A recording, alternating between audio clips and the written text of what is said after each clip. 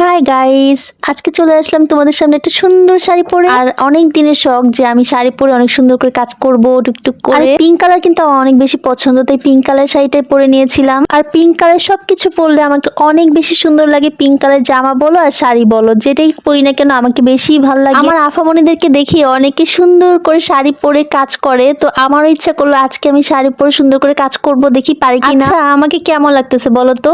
একদম নতুন বউদের মতো, তাই না? অনেকেই বলে আমাকে শাড়ি পরলে নাকি নতুন নতুন বউদের মতো লাগে, কিন্তু গাইজ এখনো কারো বউ হইতে পারি নাই। তাতে কি, একদিন যখন আমি বিয়ে হবে তখন কিন্তু আমি এরকম সুন্দর করে শাড়ি পরে তারপরে আমার জামাইয়ের জন্য অনেক অনেক রান্না বান্না করবো আর মজা মজা রান্না করে খাওয়াবো। বিয়ের আগে তো একটু প্র্যাকটিস করাই যায়, তাই না? যাই হোক, ছোটবেলায় কিন্তু আমরা বান্ধবীরা মিলে সবাই একরকম করে শাড়ি পরতাম, সবাই একসাথে রান্না বান্না করে তারপরে একসাথে পিকনিক করতাম। কিন্তু বড় হওয়ার সাথে সাথে সব সম্পর্কগুলো কেমন যেন এলোমেলো হয়ে যায়। বড় হওয়ার সাথে সাথে আমরা মানুষগুলি কেমন যেন স্বার্থপর হয়ে যাই, তাই না? শুধু আমরা নিজেদেরকে নিয়ে ভাবি, আশেপাশে পরিবেশকে নিয়ে ভাবি। আসলে এখন আমরা মানুষগুলো অনেক বেশি যান্ত্রিক হয়ে গেছি, মানে নিজেদেরকে নিয়ে এত পরিমাণ ব্যস্ত থাকি যে আশেপাশে তাকানোর টাইম পাই না। আমি, আপনি, আমরা সবাই কেমন যেন একটু ব্যস্ত থাকি, কি নিয়ে ব্যস্ত থাকি এটাই জানি না। কিন্তু এতই কাজ, আসলে কাজগুলো অনেক সহজ হয়ে গেছে, তারপর আমাদের কাজ যেন শেষই হয় না। এমন একটা পেজ খুলছেন, পেজের পিছনে সারাদিন সময় দিতে দিতে আর কোনো সময়ই পাই না যে আমি কাউকে দিব। সারাদিন রাত 24 ঘন্টা হয় আর 23 ঘন্টা আমরা পেজে কাজ করি আর 1 ঘন্টা মনে হয় আমরা একটু মানে রেস্ট করি। আমাদের মতো পেজে কাজ করে তারাই বুঝবে পেজে কাজ করা কত যে কষ্ট।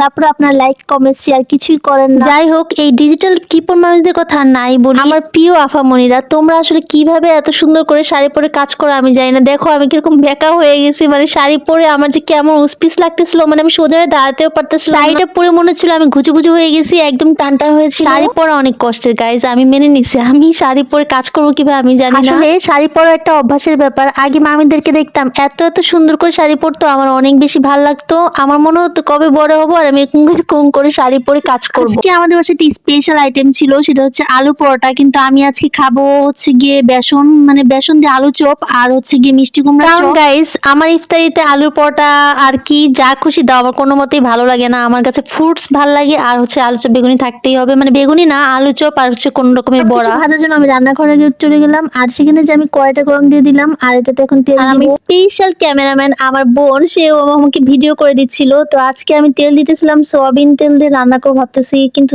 ঢালতে ঢালতে গাইস এত বেশি তেল পড়ে গেছে। পরে চিন্তা করছি আল্লাহ, আম্মু দেখলে তো সেই রকমের বকা দিবে। অনেক বেশি তেল দিয়ে দিচ্ছি গাইস। এখন হচ্ছে এটাতে কিন্তু ডোবা তেলে সবকিছু ভাজতে অনেক বেশি মজা হয় আর খুব জলদি হয়ে যায়। আমি একটু মিষ্টি কুমড়া ভাজি করতেছিলাম, মানে মিষ্টি কুমড়া বেসন দিয়ে গুলিয়ে তারপর ভাজতেছিলাম। তারপর আমি কয়েকটা আলু চপ ভেজে নিব। তেলটা যখন অনেক বেশি গরম হয়ে যায় তখন আমি আলু চপ আর হচ্ছে গিয়ে মিষ্টি কুমড়া চপটা ছেড়ে দিয়ে এরকম করে গুলিয়ে গুলিয়ে। সব কথা শেষ কথা, আমাকে শাড়ি পরে কেমন লাগতেছে তোমরা অবশ্যই কমেন্টস করে জানাবা। আর বাকি ভিডিও অবশ্যই আমি কালকে তোমাদের জন্য আপলোড করে দিব। নেক্সট ব্লগে আমি তোমাদেরকে দেখিয়ে দিব আমি কিভাবে করে আলু পরোটা বানালাম। ততক্ষণ পর্যন্ত ভালো থেকো, সুস্থ থেকো, আমার জন্য দোয়া করো। Thanks for watching, tata.